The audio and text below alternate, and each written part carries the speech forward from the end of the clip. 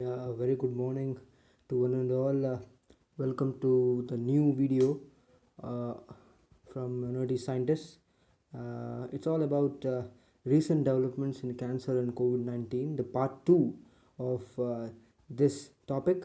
And there are a lot more coming up daily, and we are actually going through the latest research studies and trying to give you the latest news, latest research revelations, what are happening all over the world, and which are most important for that instance.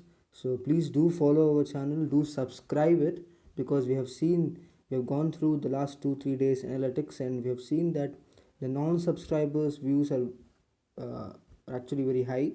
And please do subscribe and view videos, because actually if you can subscribe, you can actually get the latest information, latest videos, updates regarding our channel, so that you can watch it early. So yeah, let's move forward and start off with our second part of recent developments in cancer research and COVID-19. So let's go. The first one is related to COVID 19. It deals with the mutations in the severe acute respiratory syndrome COVID 19 second strain, which offers insights into virus evolution. So, during the analysis of various virus genomes coming over from 7,500 people, they have actually gone and experimented over 7,500 people who are infected with COVID 19, and researchers have characterized patterns of diversity of SARS-CoV-2 virus genome, offering actually some clues to direct drugs and vaccine targets. The study identified close to 200 recurrent genetic mutations in the virus, and the highlighting how it may be adapting and evolving to its human hosts. So they're actually dealing with how this COVID 19 is acting in the host cells, and the study of this genome is very important and crucial in COVID 19 research. And University College London, which is ranked world's number 8 possibly, and it's one of the highly reputed university which has actually did this research on, and this UCL Genetics Institute has identified close to 200 recurrent genetic mutations in the virus, highlighting how it may be adapting and evolving to its human hosts. So how does it adapt to the conditions of the human body, and how it actually gets transformed into the most dangerous thing in the body is all explained in the study. And researchers found that a large proportion of the global genetic diversity of SARS-CoV-2 is found in all hard-hit countries, suggesting extensive global transmission from early on in the epidemic and the absence of single patient zeros in most countries. So you could see how it ranges. The transmission range has actually differing from one country to another, and the scientists who actually worked on this study had taken all these things into consideration, so that they can actually possibly give a very effective conclusion. And please go through this topic. It is actually under evaluation, under review in Nature, and they are going to be publishing this paper very soon. And this genetic mutations and the recurrent 200 genetic mutations in the virus, they highlighted that how it actually adapts and evolves in the human host cells, which actually explains how what is the mechanism of action of this virus and how it actually transforms. So any virus which comes into the body is in an inactive state. Once it starts coming in, once it adapts to the conditions, then it starts the process of replicating, and how it spreads all over the body. Initially this coronavirus was said to actually infect lungs, but as the studies we are going through, we're going through various studies from US, UK, and Israel, Italy, all these countries, the researchers are actually suggesting that it's not only lungs, but other all organs are also being affected due to this COVID infection, and in the initial stages itself. So you could see how severe this COVID-19 virus is attacking. So let's hope that it goes down and cools down, because of all these studies. We are actually getting a lot more knowledge about this virus, and we hope we practically use this knowledge in an effective way. We hope that all doctors, scientists come up with new solutions so that this COVID-19 infection and such viruses in future may actually get eliminated from the environment possibly. So the next one is about the cancer. The small red blood cells could indicate cancer. In the month of May 6th, this was published. So I wanted to actually discuss with you all. So it's all about the small abnormally originated red blood cells. A condition known as microcytosis could indicate cancer according to new research. So microcytosis happens in common, but no one actually correlated it with cancer. But the new study has found out that this microcytosis can actually be a possible reason for the cause of cancer, various types of cancer, most probably the blood cancer. So medical sciences student Ryan Hopkins was the lead author of the study of more than 12,000 UK patients aged over 40, which found that the cancer risks in males was at about 6.2% compared to 2.7% in those without microcytosis. So you could see the comparison now in this 12,000 UK patients who are actually over 40 in age. They have found that the cancer risks in the male was about 6.2%, where with those with the 2.7% with actually without who are actually without microcytosis. So this possible study of that those many larger number of patients actually is giving us a clue that there are many other originating causes which we actually have to look over. Now it is microcytosis, tomorrow it may be another thing. So it's important that you should not neglect small symptoms, small diseases. Now see, cold and cough has become a very big problem during this COVID-19 effect. That's how it is. Before COVID-19, the cold and cough was very common. Common cold cough was not a big deal for anyone. But now it has come into a very alarming state. People are getting very much irritated. They're becoming very much tensed if they are actually suffering with cold and cough. So that's how things change, and we should not neglect any small symptoms. Now there is nothing small. You have to take immediate medical attention post COVID-19 of any symptom you get. So the research funded by the Cancer Research UK and NIHR, published in BJGP, it's a journal, found that in females the risk of cancer was 2.7% in those with microcytosis compared to 1.4% without. So of more than 108,000 followed within the clinical practice research data link records, 12,289 patients with microcytosis were followed up. Of those, 497 developed cancer within a year.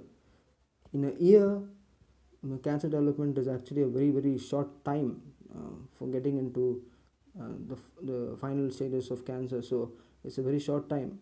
It may look big, but it's a very short time. Within a year, 497 people developing cancer who are actually not having any symptoms is a very dangerous factor. So microcytosis need to be taken into consideration in a serious way, because it is actually infecting a lot more number of people all over the world. So we have to go forward and look over to the patients who are actually being recorded for microcytosis initially in all the countries, so that we get to know what's the effect in various countries also. This is about the UK. We have to go forward and look over to our country, India, USA, and also all other countries. They have to go forward and see the records whether the patient who suffered with microcytosis actually started to grow cancer cells post microcytosis infection. So it's important that we go forward and look into this aspect. So very beautiful and amazing report and survey, which actually helps various cancer researchers to actually create awareness about this concept and produce some new ideas to actually prevent this thing to happen. The next one deals with the lymphatic vessels in mice and humans, alike yet different. So we'll get to know what the title means after we read this topic. So in international collaboration, researchers have mapped the lymph node present in actually lymphatic vessels in mice and humans down to the level of individual cells. The results may eventually help scientists to discover new methods for strengthening the immune system against the viruses and cancer. So the lymph node here in mice and humans are actually being there is extensive research going on in molecular level to actually find new methodologies to prevent cancer or to strengthen the immune system. So they have found out that this lymph nodes present in mice and humans is helping us to strengthen our immune system. So thereby it is protecting us from various virus infections and cancer. So the unique microenvironment of the lymph nodes plays an important role in maintaining an efficient immune system. So when we have an infection, the lymph nodes get swelled and release activated white blood cells into the body through the lymphatic vessels. So this is actually happening every time. It is important to understand how the vessels work if we are to develop new drugs to improve the immune system, for example, new vaccines. So previously, there have been a lot of research going on. It has shown that the specialized cells that make the lymphatic vessels, known as lymphatic endothelial cells, both communicate with the white blood cells and actively assist in regulating the immune system. So it's actually helping in maintaining and controlling the immune system. Very, very wonderful thing. Until now, however, researchers have only understood the importance of a few of the genes that control the versatility of these cells. So we need to go forward and look over to these lymphatic endothelial cells and the lymphatic nodes, which are actually helping in strengthening our immune system. So very, very efficient and effective mode of methodology is actually being adopted from UK University, one of the UK universities. It has actually been published in the month of May, the first week of May, and wonderful idea. It can actually be dealt with, and if there is a lot more people who are actually interested, scientists who are actually interested in this work, I hope that they actually start working on this. And there's a lot more things to do here, because as he actually hinted us about that there are only few of genes which are actually yet that have been discovered, which are actually controlling the versatility of these cells. There are more genes which can be identified and which can be explained, and maybe those genes may help us in preventing the cancer or the COVID-19 infection. So it's very, very much important. Everything is interlinked with the immune system, the immunosuppressive nature of any kind of natural resource which is present, the natural enzymes. It could be the hormones, it could be, as we dealt it with in the very first lecture of ours. So it's very much important that immune system should be given that importance in research. Immunology is very, very, very important to actually discuss few crucial things which can help in creating new methodologies in future to actually prevent cancer from affecting a lot more people in future. So very, very, very good ideology, and I hope that it moves forward and there's a lot more research. We should actually hope that a lot more research has to happen on this topic. So the next one is about the family history. Mrs. identifying individuals with high genetic risk of the cardiovascular diseases or cancer. So certain genetic changes termed as pathogenic variants substantially increase the risk for cardiovascular disease and cancer, the leading cause of death. But testing to identify individual carriers is not part of current clinical practice. So it deals with genetic changes which actually happen due to the family history or the hereditary changes, what you call. So these variations or the pathogenic variants which actually happen due to genetic changes are actually increasing the risk of the CVD infection or the cancer infection, or causing maybe becoming the major cause for cancer. So now a team led by investigators at Massachusetts General Hospital determined that the nearly 1% of the population carries such pathogenic variants. These individuals were at markedly increased risk and could not be reliably identified based on the family history. So as reported in the Network Open, the new study, that the researchers studied around 50,000 middle-aged adults in UK, and which recruited individuals across the United Kingdom. The study focused on three genetic conditions wherein, according to the US Centers for Disease control and prevention, identifying individuals carrying pathogenic variants can be particularly be useful. Uh, Familial hypercholesterolemia, which predisposes to cardiovascular disease, actually connected to the CVD. Hereditary breast and ovarian cancer, and Lynch syndrome, which predisposes to colorectal and uterine cancer. See how it is interlinked. It is interlinked with various disorders. This hypercholesterolemia is linked to the CVD, and one is hereditary breast cancer, ovarian cancer, Lynch syndrome, which predisposes to colorectal and uterine cancer. See how it is all interlinked in this process. So these genetic changes, genetic variations, which actually happens due to the the family history, is really very important factor to be taken into consideration when you're actually going forward as a doctor to analyze the report of a cancer patient. So this study actually explains the importance of the family history and the genetic changes which actually happen due to the family history. So it's all about, not all completely about the hereditary, it's all about the genetic changes also. So it's important that the researchers take these things into consideration before they actually go forward and link everything or anything, any topic or any consideration to the hereditary changes.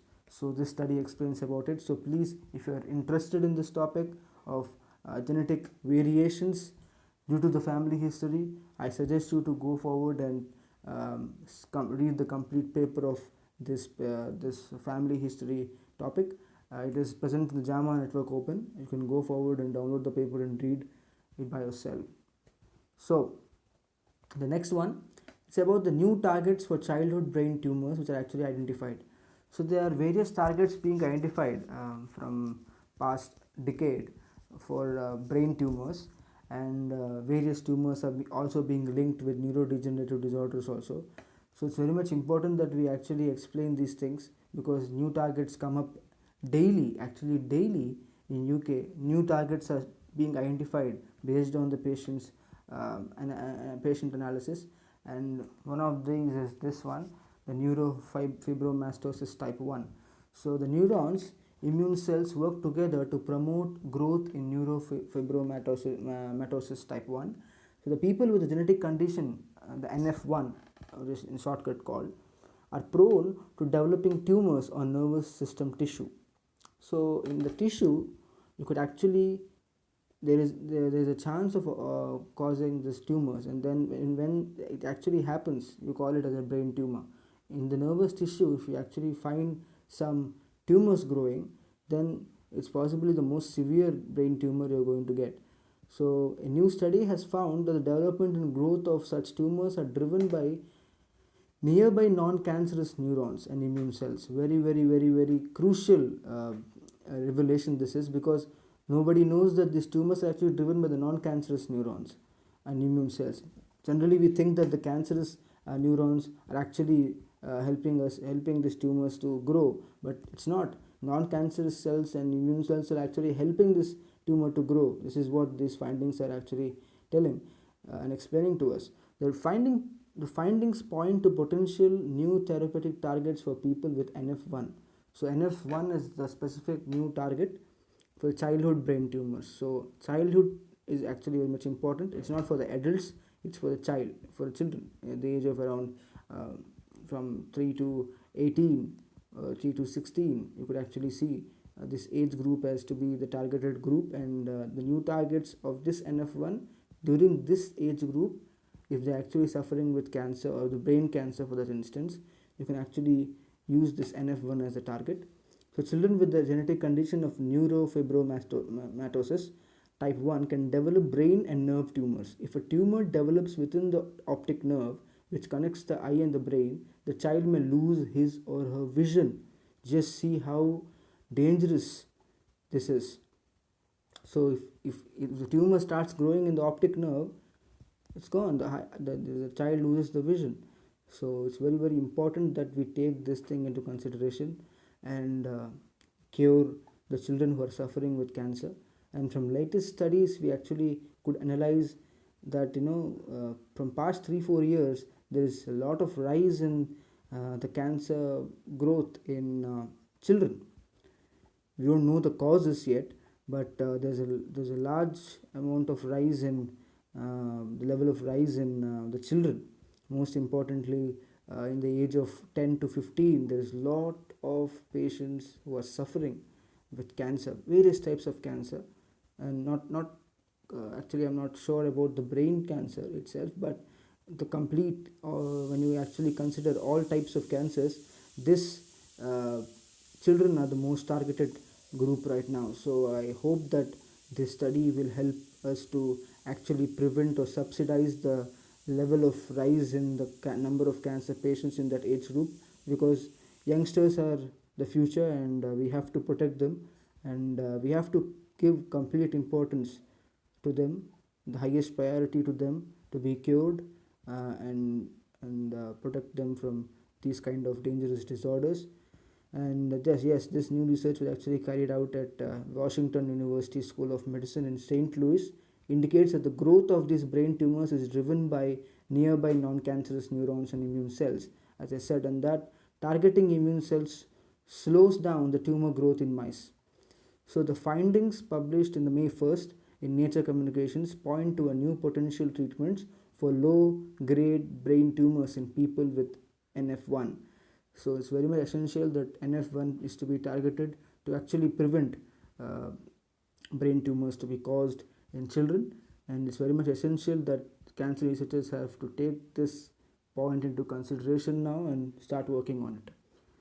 So thank you very much for joining. We come to an end of this session, and I hope you enjoyed and loved our presentation of the new latest studies which actually came up in this first week of May.